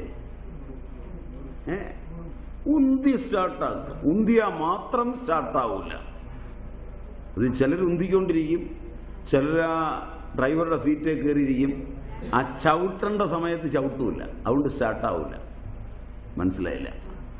പിന്നെ ഉന്തിക്കും, പിന്നെയും ചവിട്ടും. അവസാനം ദേഷ്യം വരുന്ന വേറൊരു ഡ്രൈവിംഗ് അറിയാവുന്ന അവനാണ് ആരോഗ്യമുള്ളത്, ആരോഗ്യമുണ്ട് ഡ്രൈവറുമായി. മറ്റവനെ കൊണ്ട് തള്ളാനും പറ്റില്ല, ചവിട്ടാനും പറ്റില്ല. എന്നാൽ നീ ചവിട്ടുകയെങ്കിലും ചെയ്യുമെന്ന് പറഞ്ഞ് കയറ്റിയിരുത്തിയിട്ട് തള്ളിക്കൊടുത്തതാണ്. തള്ളുമ്പോൾ ഇവൻ ആ വേണ്ട സമയത്ത് ചവിട്ടുകയില്ല. അത് കഴിയുമ്പോൾ ഒരു ചവിട്ടി ചവിട്ടും, കൂന്നൊരടിയടിക്കും, വണ്ടി അങ്ങ് നിൽക്കും. മനസ്സിലായില്ല?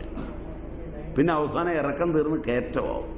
കയറ്റത്തിലേക്ക് തള്ളാനും പറ്റില്ല. അപ്പോൾ പറയും മുമ്പിൽ നിന്ന് തള്ളാൻ പറയും.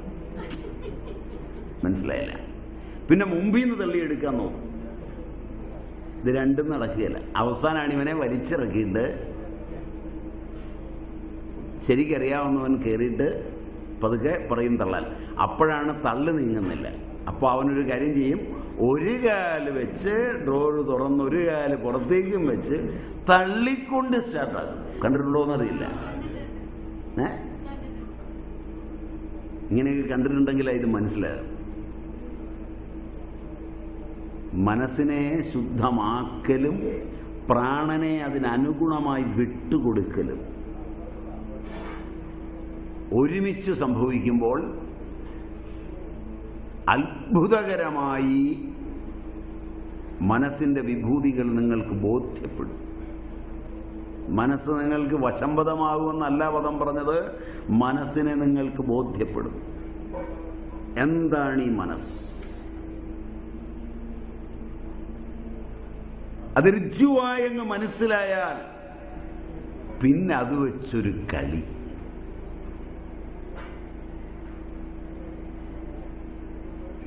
എന്തു വന്നാലും വേണ്ടില്ല, 56 സ്പേഡ് പോട്ട കുട്ട പോ എന്നൊരു കളി. കൈയുണ്ടോ ഇല്ലയോ അതൊക്കെ വേറെ കാര്യം.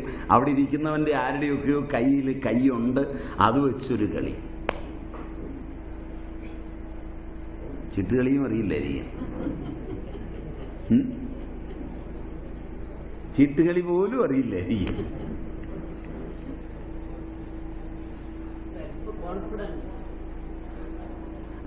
അതുണ്ടെങ്കിൽ നല്ലതാണ്, അല്ലെങ്കിൽ പോക്കാം.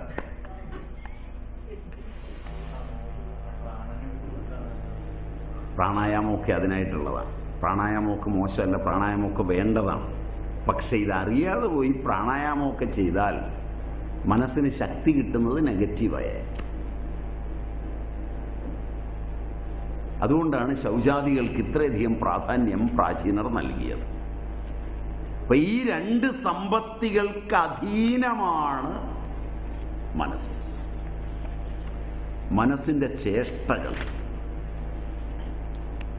3 വിധ ചേഷ്ടകളാണ് മനസ്സിന്.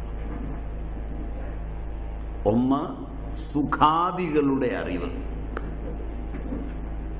2 ചിന്ത്യാദികളുടെ ചിന്തനം, 3 ചക്ഷുരാദി ഇന്ദ്രിയങ്ങളുടെ പ്രേരണ.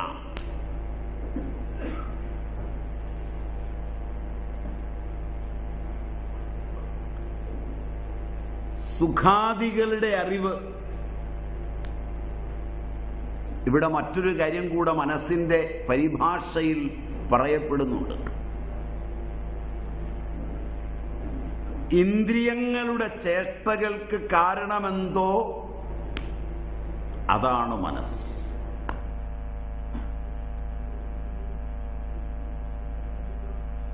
ഇന്ദ്രിയങ്ങളുടെ ചേഷ്ട നോക്കിയാലറിയാം എൻ്റെ ഇന്ദ്രിയം എന്തിനാ ആ സമയത്ത് അങ്ങനെ ചേഷ്ടിച്ചത്.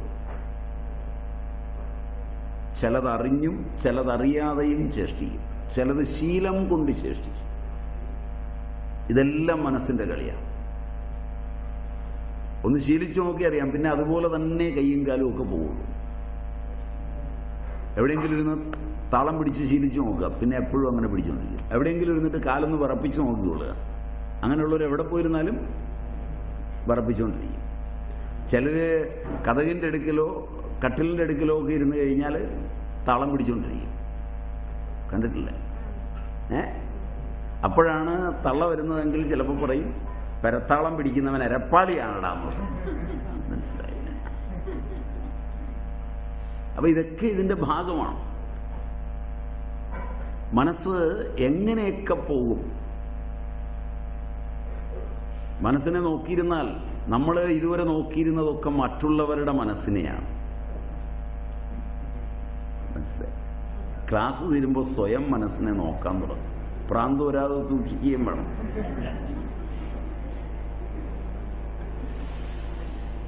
നമ്മുടെ നാച്ചുറാലിറ്റി ചിലപ്പോൾ നഷ്ടപ്പെടും.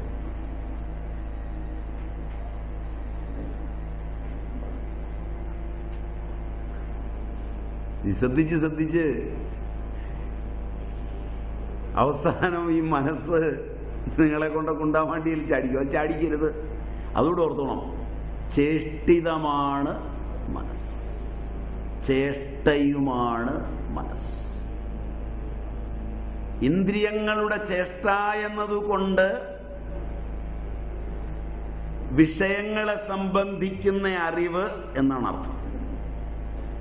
കാണുക, അത് ചക്ഷുരിന്ദ്രിയത്തിൻ്റെ ചേഷ്ടയാണ്. കേൾക്കുക ശ്രവണേന്ദ്രിയത്തിൻ്റെ ചേഷ്ടയാണ്. ആ ചേഷ്ട ശ്രവണേന്ദ്രിയത്തിൻ്റെ അല്ല, ചക്ഷുരിന്ദ്രിയത്തിൻ്റെ അല്ല, അതാണ് മനസ്സ്. കണ്ണുള്ളത് കൊണ്ട് കാണൂല, ചെവിയുള്ളത് കൊണ്ട് കേൾക്കൂല, മനസ്സവിടെ ഉണ്ടെങ്കിൽ മാത്രമേ ആവൂ. മനസ്സ് ശീലം കൊണ്ട് തെരഞ്ഞെടുത്ത് കേൾക്കും, സെലക്റ്റീവ് ഹിയറിംഗ്. അത് വളരെ അപകടകരവുമാണ്. അതിന് പറയുന്നത് ഗസ്റ്റാൾട്ട് സൈക്കോളജിക്കാരൊക്കെ പറയുന്നത് സെലക്റ്റീവ് സ്ട്രക്ചറലിസം എന്നാണ്.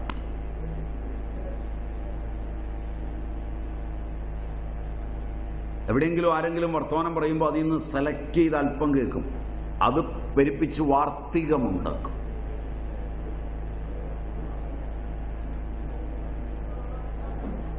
യഥാർത്ഥ വസ്തുതയിൽ നിന്ന് വളരെ അകലെയായിരിക്കും.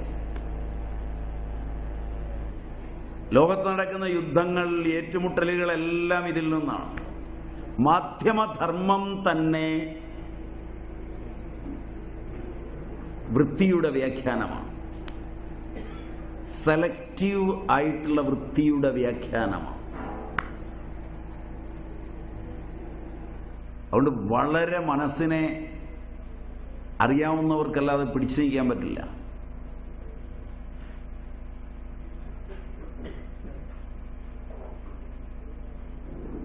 ചിലരെ പിടിക്കാവുന്നതായിരിക്കും. ഈ ചെറിയ ചെറിയ പാമ്പിനെയൊക്കെ പിടിച്ച് വലിയ ഈ നീർക്കോലിയെ പിടിച്ച് ശീലിച്ചിട്ട് വലിയ രാജവെമ്പാലയെ കയറി പിടിക്കാൻ പോകും. കഴിഞ്ഞ ദിവസം അങ്ങനെ ഒരു രാജവെമ്പാലയെ ഒരു ചാനലിനകത്ത് പിടിച്ചിട്ടുണ്ടായിരുന്നു. അവനോട് ചോദിച്ചു, എത്ര കല്യാണം കഴിച്ചു? ഈ ലോകത്തുള്ള മുഴുവൻ പെണ്ണുങ്ങളെ കല്യാണം കഴിച്ചെന്നാണ്. ഒരു 1.5 മണിക്കൂർ. ഒരു കവിയാണെന്ന് തോന്നുന്നു. അവസാനം ബാക്കിയുള്ളവരെയൊക്കെ അടിച്ച് പരത്തുന്ന ഇന്റർവ്യൂവർ ഒരുമാതിരി ക്ഷീണിച്ചവശനായി ഏറ്റുപോകുന്ന കാഴ്ചയാണ്. അയാളുടെ ചരിത്രത്തിൽ ആദ്യമായിരിക്കും. അപ്പൊ ഇങ്ങനെയാണ് സംഭവിക്കുക. മനസ്സുകൊണ്ട് കളിക്കാൻ അറിയാവുന്ന ആളുകളുടെ അടുക്കൽ ചെന്ന് പെടുമ്പോൾ സൂക്ഷിച്ചില്ലെങ്കിൽ വിഷമമാണ്. മനസ്സ് ദൗർബല്യങ്ങളെ സൂക്ഷിക്കുന്നുണ്ട്, മനസ്സ് വിജയങ്ങളെ സൂക്ഷിക്കുന്നുണ്ട്, മനസ്സ് പരാജയങ്ങളെ സൂക്ഷിക്കുന്നുണ്ട്. ഇതൊക്കെ മനസ്സിന്റെ ഫയലിലുണ്ട്. പരാജയങ്ങൾക്ക് നേരെ മനസ്സിനെ ഉത്തേജിപ്പിക്കുമ്പോഴുണ്ടാകുന്ന വിഷമതകളും വിജയങ്ങൾക്ക് നേരെ വാക്കുകൾ തിരിച്ചുവെച്ച് മനസ്സിനോട് ഇടപെടുമ്പോഴുണ്ടാകുന്ന മാനസിക ഉല്ലാസങ്ങളും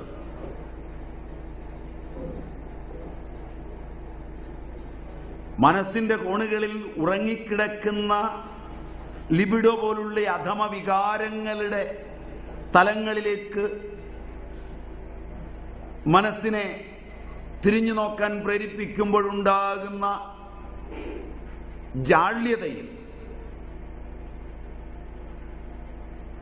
എണ്ണമറ്റ പരാജയങ്ങളെ നിരത്തുമ്പോഴുണ്ടാകുന്ന ഭയവും പരാജയബോധവും എല്ലാം മനസ്സിൻ്റെതാണ്.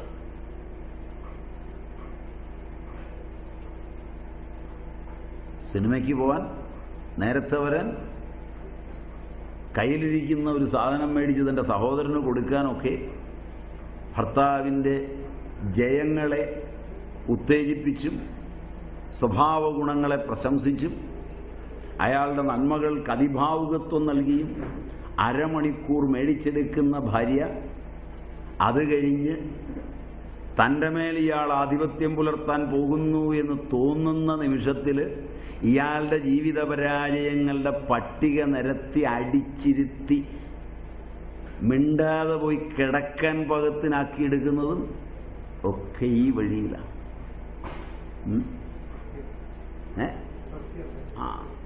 തിരിച്ചറിയുമ്പോൾ കൂടെ കൊണ്ടുവരണമായിരുന്നു. മഹർഷിയുടെ ഉപബോധ മനസ്സും എന്നെ പോലെയുള്ള സാധാരണ വ്യക്തിയുടെ ഉപബോധ മനസ്സും തമ്മിൽ വ്യത്യാസം ഉണ്ടാവുമല്ലോ. തീർച്ചയായും ആ ഉപബോധ മനസ്സിനെ പഠിക്കലാണല്ലോ ഏറ്റവും വലിയ. ഉപബോധ മനസ്സിനല്ല, ബോധ മനസ്സിനെ പഠിച്ച് ആ സംഭവങ്ങൾ അറിയുമ്പോൾ ബോധമനസ്സിൻ്റെ വൃത്തികളിൽ നിന്ന് എങ്ങനെയാണോ ഉപബോധവും അബോധവും രൂപാന്തരപ്പെടുന്നത്, അതിനൊരു ക്രമിക വികാസമുണ്ടാവും. അങ്ങനെയാണ് ഇത് പഠിക്കുന്നത്. അല്ലാതെ ആദ്യം കയറി നമുക്ക് ഉപബോധത്തിലേക്കോ അബോധത്തിലേക്കോ ഒന്നും വാതിലില്ല. നമ്മൾ ബോധം തന്നെ അറിയാതെയാണ് ഇപ്പോഴും കളിക്കുന്നത്.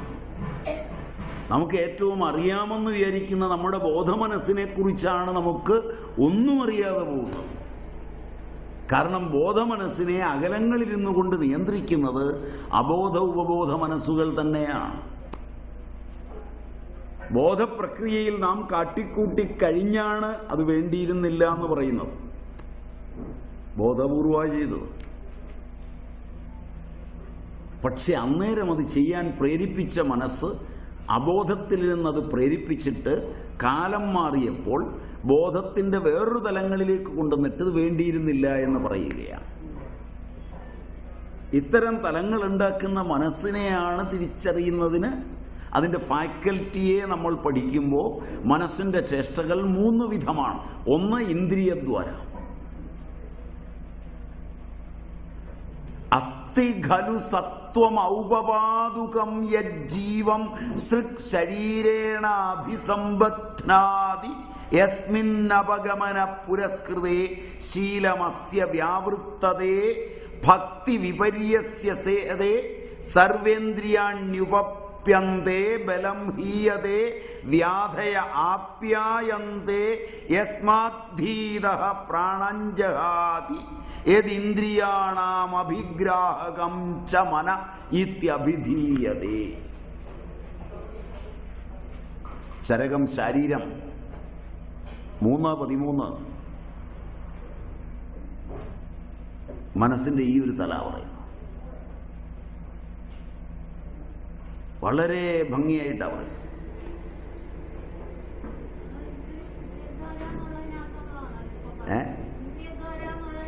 അല്ലല്ല, ഇത് 3-ാമത്തെ. 2-ാമത്തെ ഇന്ദ്രിയങ്ങളുടെ ചേഷ്ട പറഞ്ഞു. 1-ാമത്തെ മനസ്സിൻ്റെ പരിഭാഷയിൽ ഇന്ദ്രിയങ്ങളുടെ ചേഷ്ടകൾക്ക് കാരണമെന്തോ അതാണ് മനസ്സെന്ന് പറഞ്ഞു. ഇന്ദ്രിയങ്ങളുടെ ചേഷ്ടയുടെ കാരണം മനസ്സാണ്. ഇന്ദ്രിയങ്ങളുടെ ചേഷ്ടിതമായിരിക്കുന്ന കാഴ്ച മുതലായ ജ്ഞാനം മനസ്സാണ്. 3-ാമത്തത് ചക്ഷുരാദി ഇന്ദ്രിയങ്ങളുടെ പ്രേരണ. അത് പറയുമ്പോഴാണ് ഇത് പറയുന്നത്. തത്രിവിധമാഖ്യായതേ ശുദ്ധം രാജസം താമസമിതി യേനാസ്യ ഖലു മനോഭൂയിഷ്ടം തേ തദിദീയാ യോജ്യതൗ സംപ്രയോഗോ ഭവതി യദാതു തേനൈവ ശുദ്ധേന സംയുജ്യതേ തദാ ജാതേ അതിക്രാന്തായ അഭിസ്മരതി സ്മാർത്തം ഹി ജ്ഞാനമാത്മന തസ്യൈ വമന സ്വ അനുബന്ധാദ് അനുവർത്തതേ യസ്യാനുവൃത്തി പുരസ്കൃത്യ പുരുഷോ ജാതി സ്മര ഇത്യുച്യതേ യാനി ഖൽവസ്യ ഗർഭസ്യ സത്വജ്ഞാനീയ അന്യസ്യ സത്വതഃ സംഭവതഃ സംഭവന്തി താന്യനുവ്യാഖ്യാസ്യാമഃ തദ്യഥാ ഭക്തിഃ ശീല ശൗച ദ്വേഷ സ്മൃതിർമോഹ ത്യാഗോ മാത്സര്യ ശൗര്യ ഭയ മന അവസ്ഥിതത്വമിത്യേവമാദയശ്ച അന്യേതേ സത്വവികാരായാനുത്തരകാലം സത്വഭേദമധികൃത്യോ ഉപദേക്ഷ്യാമ നാനാവിധാനി ഖലു സത്വാനി താനി സർവാണ്യേകപുരുഷോ ഭവന്തി നച ഭവന്ത്യേകകാലം ഏകം തു പ്രായോ വൃത്യാഃ. ചരകം ശരീരസ്ഥാനം 3:13. സംസ്കൃതത്തിൽ ഈ ശ്ലോകം എല്ലാം ചൊല്ലിയത് ഇതൊന്നും ഇന്ന് കണ്ടുപിടിച്ചതല്ലെന്ന് നിങ്ങൾക്ക് ബോധ്യപ്പെടാൻ മാത്രമാണ്. ഏക മനസ്സ് ഏകകാലത്തിലുണ്ടാവുന്നില്ല. ഏകം തു പ്രായോവൃത്യാഃ നച ഭവന്തി ഏകകാലം.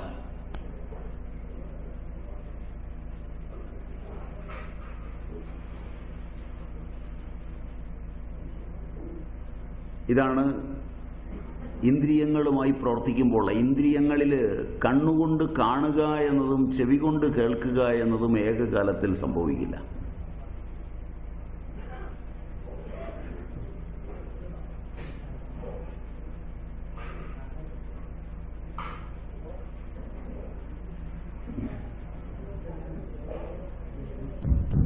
ഉണ്ടല്ലോ, കുഴപ്പമൊന്നുമില്ല.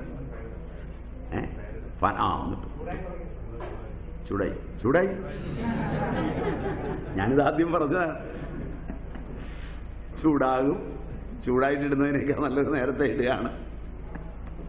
ഉള്ള വായു കറങ്ങിക്കൊണ്ടിരിക്കും.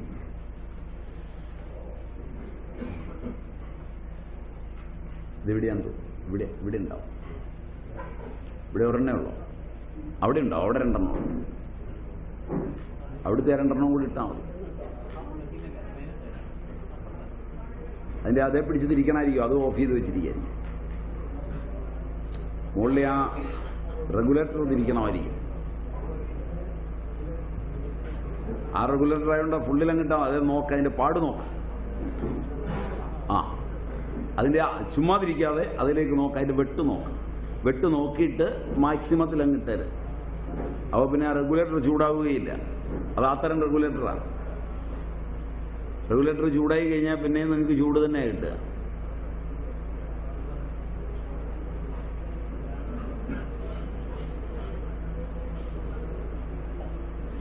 നിങ്ങളിന്ന് പിള്ളേർ ചെവി വെച്ച് പാട്ടും കേട്ട് പഠിക്കുന്ന കണ്ടിട്ടുണ്ടാവും. നടക്കുകയില്ല.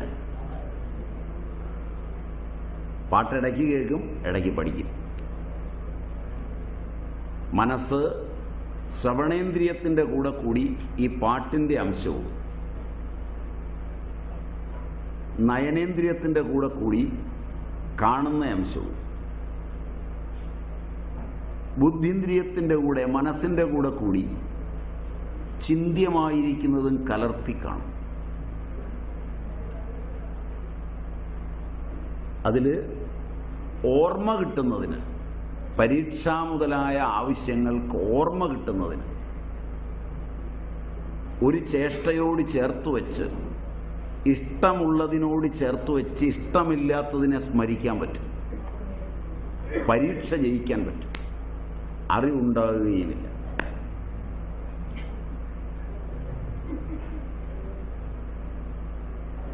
കളി മനസ്സിലായോ എന്നറിയില്ല.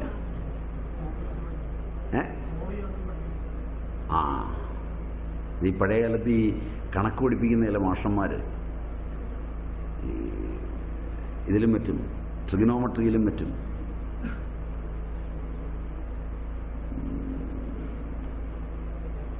സൈൻ 30 കോസ് 30 അങ്ങനെയൊക്കെ ഉള്ളത് പഠിക്കാനുണ്ടാവും. മനസ്സിലായില്ല. അപ്പോൾ അവർ പഠിപ്പിക്കുമ്പോൾ ചില മുദ്രാവാക്യം ചേർത്ത് പഠിപ്പിക്കും. 1/√2 1/√2 1 √2 1 EMS AKG സുന്ദരയ്യ സിന്ദാബാദ് ഇങ്ങനെ പഠിപ്പിക്കും. പക്ഷെ ഇത് പരീക്ഷയ്ക്കേ പ്രയോജനപ്പെടുള്ളൂ. ഇതെന്ത് സാധനമാണെന്ന് യാതൊരു പിടിയും കിട്ടില്ല. മനസ്സിലായില്ല. അതുമല്ലെങ്കിൽ first quadrant, second quadrant, third quadrant, fourth quadrant എന്നൊക്കെ പഠിക്കുമ്പോൾ ASTC എന്നുള്ളതിന് അരുണാപുരം സെയിൻറ്റ് തോമസ് കോളേജ് എന്ന് അവിടുത്തെ പിള്ളേരെ പഠിപ്പിക്കും. മനസ്സിലായില്ല. പക്ഷെ ഇവൻ അവിടെ ചെല്ലുമ്പോൾ ഈ അരുണാപുരം സെയിൻറ്റ് തോമസ് കോളേജ് ഇതുമായിട്ടൊരു ബന്ധവുമില്ല. ബന്ധമില്ലാത്ത ഒന്നിൽ ചേർത്ത് ഇവയൊക്കെ പഠിച്ചു വെക്കുമ്പോൾ അത് തൽക്കാലം പരീക്ഷയ്ക്ക് മന്ദബുദ്ധികളായ കുട്ടികൾക്ക് വളരെ നല്ലതാണ്. മന്ദബുദ്ധികൾക്ക് മാക്സിമം മാർക്ക് കിട്ടാനും മാർക്കിൻ്റെ അടിസ്ഥാനത്തിൽ ഉന്നതങ്ങളിൽ വിരാജിക്കാനും അവിടെ ഇരുന്ന് ബാക്കിയുള്ളവനെ നരകിപ്പിക്കുവാനും പര്യാപ്തമാകുന്ന ഒരു വിദ്യാഭ്യാസം കൊണ്ടാണ് ഒരു നൂറ്റാണ്ട് ഈ രാജ്യം കടന്നു പോകുന്നത്. അതിൻ്റെ ഫലമാണ് ഇന്ന് സകല സ്ഥലങ്ങളിലുമുള്ള അനവസ്ഥിത ദോഷങ്ങളെല്ലാം. ആ വിഷയം പഠിപ്പിക്കുവാൻ ഏകാഗ്രതയുള്ള, ഏകമായ ഇന്ദ്രിയ ശക്തിയിൽ ബോധമുള്ളവൻ, വിചക്ഷണനായവൻ അധ്യാപകനായി വരാത്തതിൻ്റെ വൈകല്യമാണ് നല്ല രംഗത്തുള്ളത്.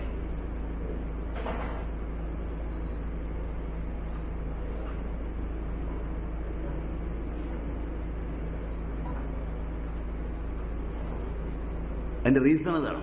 പിള്ളേർക്ക് എളുപ്പ വഴി പറഞ്ഞു കൊടുക്കണം. അത്തരം അധ്യാപകരെ മറക്കുകയില്ല.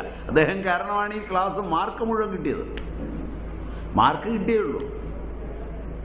മറ്റത് എത്ര തല്ലിയാ പഠിപ്പിക്കുന്നത്, എന്തെല്ലാം പറഞ്ഞാ പഠിപ്പിക്കുന്നത്, അവസാനം പഠിപ്പിച്ചതൊക്കെ തലയിലുണ്ട്, പക്ഷെ മാർക്കില്ല.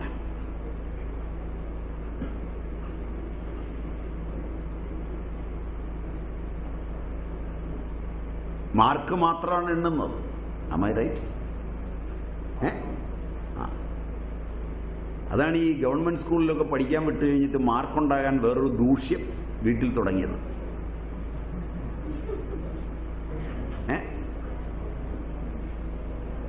ദൂഷ്യം പഠിപ്പിക്കുക എന്നാ പഴയ കാലത്ത് അതിന് പറഞ്ഞിരുന്നത്. എല്ലാ ദൂഷ്യവും പഠിപ്പിക്കുകയും ചെയ്യും. ഇപ്പൊ പിന്നെ ദൂഷ്യം സാർവലൗകികമായതുകൊണ്ട് അതിന് പ്രാധാന്യവും മറ്റതിൻ്റെ പ്രാധാന്യം പോകലുമായി.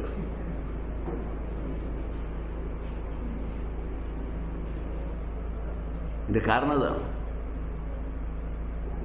മനസ്സിന്റെ ചേഷ്ടകളിൽ മനസ്സിന് ശരീരാത്മ സംയോഗമാണ് മനസ്സ് ചെയ്യുന്നത്. അപ്പോ ഏകമായി പ്രവർത്തിക്കുന്നതാണ് മനസ്സ്. ഏകകാലത്തിലല്ല, ഏകത്തിൽ. അതാ ഇതിന്റെ പ്രാധാന്യം. ഇന്ദ്രിയങ്ങളെ എങ്ങനെയാണ് അത് അതിജീവിക്കുന്നത്?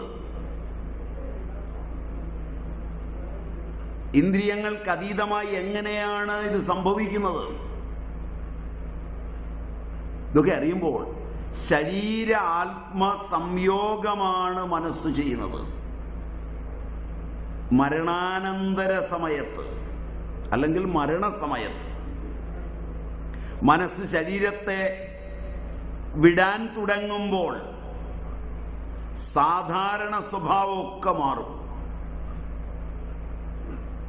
ആ സമയത്ത് ബന്ധങ്ങൾക്ക് മാറ്റമുണ്ടാവും.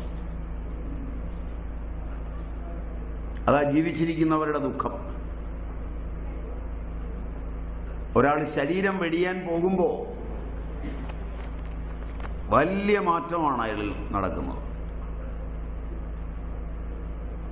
അതുവരെ പ്രിയമായ ആളുകളെ തിരിച്ചറിഞ്ഞില്ല എന്ന് വരും.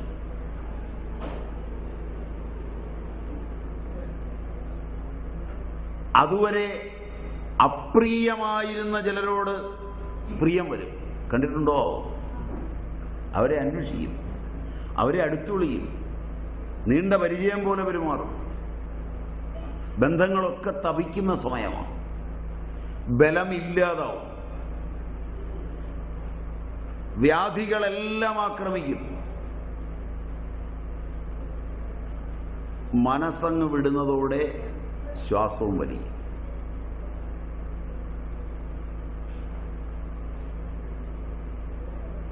മനസ്സ് വിട്ടാ വിട്ടു. ഇതിനിടയിൽ ചിലപ്പോൾ മനസ്സ് ചുമ്മാ ഒന്ന് മാറി നിന്നു വരും. അങ്ങനെ മാറി നിന്നാൽ ആ മനസ്സ് തിരിച്ചു വരും. അപ്പോഴാണ് ബഹളമൊക്കെ നടക്കുന്നത്. ഡോക്ടർ ഡെത്ത് സർട്ടിഫിക്കറ്റ് ഒക്കെ എഴുതി തന്നു.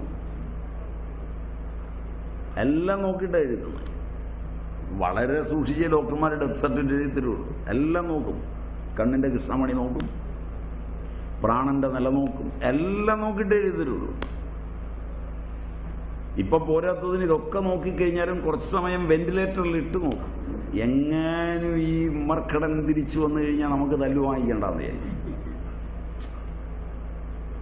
കാരണം ഇവൻ ഈ പോയ പോക്കില് ചിലപ്പോൾ ഇവൻ പോവില്ല. ഇവിടെ നിധി വെച്ചേച്ച് പോകുന്ന പോലെ ചിലപ്പോൾ ഇവൻ തിരിച്ചു വരും. അതെങ്ങാനും ചിതയിൽ നിന്നൊക്കെ ഏറ്റുവരുന്നതെങ്കിൽ നമുക്ക് തല്ല് നിശ്ചയമാണ്. അപ്പം അത് വരാതിരിക്കാനിപ്പോൾ സാങ്കേതിക വിദ്യയുടെ ഫലമായി കുറേ നേരം വെന്റിലേറ്ററിലൊക്കെ വെച്ച് നോക്കും. 1-2 ദിവസം അത് പിന്നെ കേസാവും. അതിന്റെ കാരണം വെച്ചാൽ ചത്തിട്ടും വെച്ചോണ്ടിരുന്ന് കാശ് വാങ്ങിക്കും. ഇത് ചത്തിട്ടും വെച്ചോണ്ടിരുന്ന് കാശ് വാങ്ങിക്കുന്നതല്ല.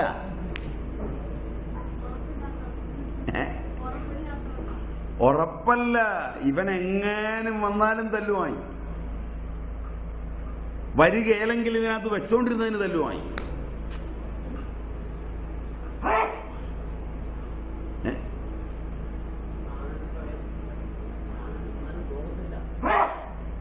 പ്രാണനൊക്കെ പോയി, അതിൻ്റെയൊക്കെ സർട്ടിഫിക്കറ്റ് റെഡിയായി. പക്ഷെ ഈ പോയ സാധനം മനസ്സെന്ന് പറയുന്നത് മുകളിൽ ഇങ്ങനെ നോക്കിക്കൊണ്ട് നിൽക്കുകയാണ്. എപ്പോഴാ ഇതിലേക്ക് പിന്നെയും ഒന്ന് കയറാനൊരവസരം? അങ്ങനെ നിൽക്കും. അങ്ങനെ ഒരു രംഗം ശാസ്ത്രീയമായൊരു പുസ്തകത്തിൽ അവതരിപ്പിച്ചിട്ടുണ്ട്. ആ പുസ്തകത്തിന്റെ പേര് എ സർജൻ റിമെമ്പേഴ്സ്, ജോർജ് സാവേ. അദ്ദേഹം ഒരു സുവിശേഷകയെയാണ് ഓപ്പറേറ്റ് ചെയ്തത് തൻ്റെ ഓപ്പറേഷൻ തിയേറ്ററിൽ. സക്സസ് ആയി ഓപ്പറേഷനൊക്കെ കഴിഞ്ഞ് വീട്ടിൽ പോയി. ഡോക്ടർ അരമണിക്കൂറിനുള്ളിൽ വിളിച്ചു, തിരിച്ചു വന്നു. ക്രിട്ടിക്കലാണ്, ഓപ്പറേഷൻ സക്സസ്, പേഷ്യൻ്റ് എന്ന് പറയാൻ എഴുതി വെക്കാവുന്ന പരുവത്തിൽ കിടന്ന് കളിക്കുകയാണ്. അരമണിക്കൂർ അത്യന്ത ശ്രമം കഴിഞ്ഞപ്പോൾ ആള് രക്ഷപ്പെട്ടു. നാളുകൾ കഴിഞ്ഞ് ഈ സുവിശേഷകയുടെ വീടിൻ്റെ അടുക്കൽ കൂടി ഡോക്ടർ കടന്നു പോകുമ്പോൾ അനസ്തേഷ്യയിൽ കിടന്ന രോഗി അതിനകത്തുള്ള സംഭാഷണങ്ങളും കാര്യങ്ങളും പറഞ്ഞ് ഡോക്ടറെ അത്ഭുതപ്പെടുത്തിക്കൊണ്ട് പറഞ്ഞു, എനിക്കെൻ്റെ ശരീരത്തിലേക്ക് തിരിച്ചു വരാൻ യാതൊരു ഇഷ്ടവും ഉണ്ടായിരുന്നില്ല. ഞാൻ മുകളിൽ നിന്ന് എല്ലാ പണിയും കാണുമായിരുന്നു, ഡോക്ടറുടെ ശ്രമമല്ല. അവസാനം ഡോക്ടറുടെ ആ നിർബന്ധവും സ്നേഹവും കൊണ്ടാണ് ഞാൻ തിരിച്ചു വന്നത്. നിങ്ങളുടെ പല ബന്ധുക്കളും വേഗം പോകുന്നത് നിങ്ങൾ ചുറ്റും നിന്ന് പണിയുന്ന പണി കൊണ്ടാണ്. അവന് പോകണമെന്ന് ഇഷ്ടം തോന്നിയിട്ടല്ല. ഡോക്ടർ ആദ്യം തന്നെ ഇന്ന ദിവസം ചാകുമെന്ന് വിധി എഴുതുകയും അത് കാത്തിരിക്കുകയും ബന്ധുക്കൾ ഇത് കലണ്ടറിൽ കുറിച്ച് ഇടയ്ക്കിടയ്ക്ക് ഓർമ്മിപ്പിക്കുകയും ഭാര്യയും സഹോദരിയും കൂടെ കമ്പാഷനേറ്റ് ഗ്രൗണ്ടിൽ ഇയാളുടെ ജോലിയുടെ അവകാശം ആർക്ക് കിട്ടണമെന്ന് മത്സരിക്കുകയും അതിൻ്റെ പേപ്പർ റെഡിയാക്കാൻ കൊടുക്കുകയും മകൾക്ക് വേണോ ഭാര്യയ്ക്ക് വേണോ, ഭാര്യയ്ക്കാണെങ്കിൽ ഇനി 5 കൊല്ലം കൂടെ സർവീസ് കിട്ടുള്ളൂ, വയസ്സായിപ്പോയി, മകൾക്കാണെങ്കിൽ ദീർഘകാലം കിട്ടും, ഒരു മകൾക്ക് കിട്ടിയാൽ മറ്റേ മകളുടെ കാര്യം അവതാളത്തിലാവും, അതുകൊണ്ട് എങ്ങനെയാണ് വേണ്ടത്, ഇങ്ങനെയൊക്കെയുള്ള കാര്യങ്ങളൊക്കെ ചർച്ച ചെയ്യുകയൊക്കെ ചെയ്യുമ്പോൾ തന്നെ ഇവരും അടുത്തിരിക്കുന്നു എന്ന് തോന്നുന്ന മനസ്സ് വേഗം ശരീരത്തെ വിട്ട് പറന്നു പോകുന്നതാണ് നിങ്ങളുടെ ഇടയിൽ ഇപ്പോൾ സംഭവിക്കുന്നത്. അത് കഴിഞ്ഞാൽ നിങ്ങൾ 2 മണിക്കൂറൊന്ന് കരയും, അത് കഴിഞ്ഞൊരു ഫോട്ടോയും തല്ലി വയ്ക്കും, പായസം കൂട്ടി ഉണ്ണും. Am I right?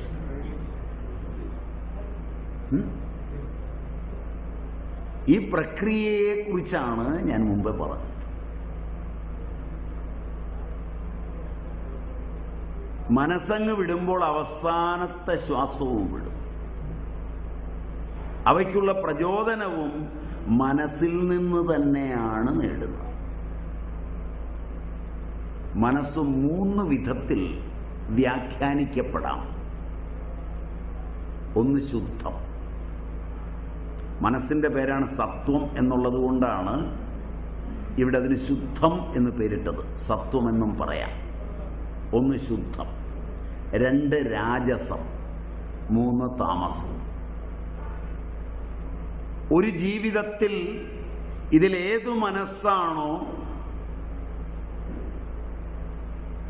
അത് തന്നെ അടുത്ത ജീവിതത്തിലും പ്രബലമായിരിക്കും.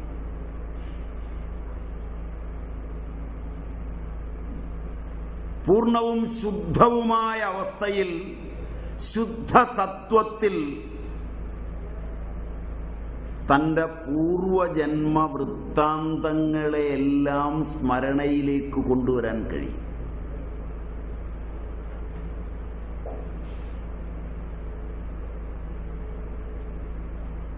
അനേക ജന്മസംസിദ്ധങ്ങളായ അറിവുകളെ അവതരിപ്പിക്കുവാനുള്ള കഴിവ് വ്യക്തി നേടുന്നത് മനസ്സിൻ്റെ ഏറ്റവും ശുദ്ധമായ തലങ്ങളിലാണ്. അതുകൊണ്ടാണ് ഗുരുകുല വിദ്യാഭ്യാസത്തിൽ മനസ്സിൻ്റെ ശുദ്ധി കൊണ്ടാണ് ഈ ദർശനങ്ങളൊക്കെ അവരെഴുതിയത്. അതുകൊണ്ടാണ് ഇതൊക്കെ ഇന്നത്തെ പോലെ കാണാതെ പഠിച്ചാലും പഠിക്കാതിരിക്കുമ്പോൾ അന്ന് പഠിക്കാൻ എളുപ്പമായി.